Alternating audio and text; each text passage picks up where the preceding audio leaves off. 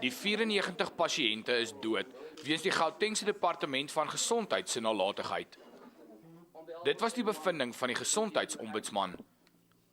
Helpende Hand gaan nou die families van die oorledenes bystaan in 'n groepsgeding teen die departement. Ons kyk na 'n strukturele interdik om die departement te dwing om vir die hof metodes te gee om hierdie krisis te herstel. Die probleem hier is dat dit 'n sistemiese probleem is en daar moet een of ander vorm van ingryp ook wees. Die doel van kompensasie is om te vergoed vir die verlies wat hulle gely het, vir die emosionele trauma wat die families moes deurgegaan het.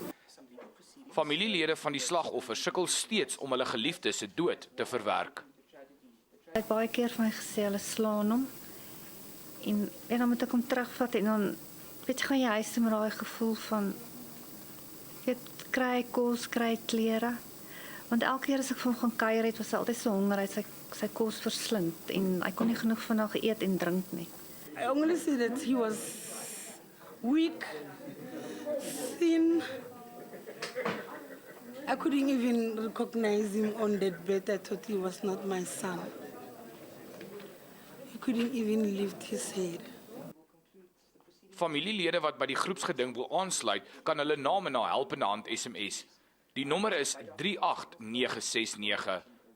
Gerard Pretorius, 1 Nuus Pretoria.